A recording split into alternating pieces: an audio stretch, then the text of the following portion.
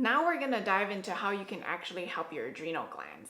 But just keep in mind that we don't want to only focus on the adrenals. We're looking at the whole neuroendometabolic stress response, meaning you want to look at every organ, every system, and every circuit, and not only focus on the adrenals. But there are some good lifestyle changes that you can do when you have this stress.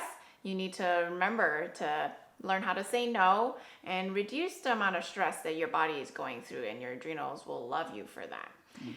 Some ways you can do that is by planning out your schedule ahead of time, letting people know how your condition is, giving people advance notice so that you also won't get stressed out. And another thing that's very good for adrenal stress would be breathing. And adrenal breathing in particular, with the abdominal breathing, has actually been shown to really be good for increasing your parasympathetic response. Because most people are always on overdrive. Their sympathetics are on overdrive and they actually need to calm down more. So adrenal breathing and meditating are very good lifestyle ways to control your stress and your adrenals. But there are also ways we can do with supplements. Dr. Jeremy, why don't you tell us about some of that?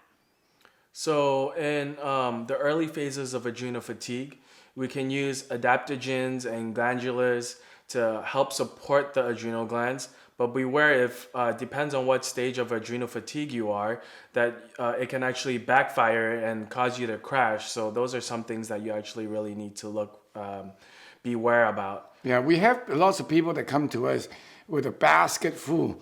They're taking glandulars, herbs, rhodiola, green tea, maca, ginseng, ashwagandha, licorice, you see what I'm saying, vitamin C, vitamin B5. It's almost as if the whole kitchen sink is kind of given to the body.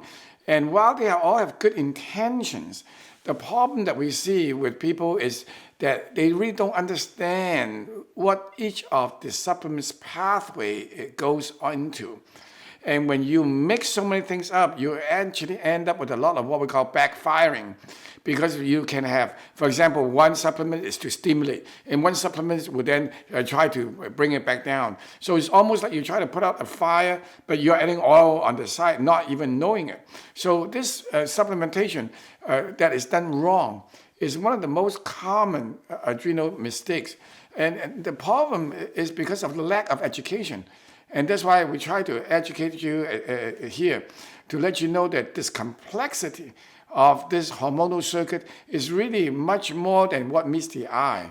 Now, if you are young, you have early stages of adrenal fatigue, it's not that bad. Just have an occasional down day from time to time. Yeah, you can play with those things on your own. But if you are at a point where you're kind of slumpy, have repeated crashes, have low blood pressure, so to say, or symptoms of low blood pressure, symptoms of normal blood sugar, but just feeling irritable when you're not eating frequently and not sleeping well, then you are totally in a different ballgame.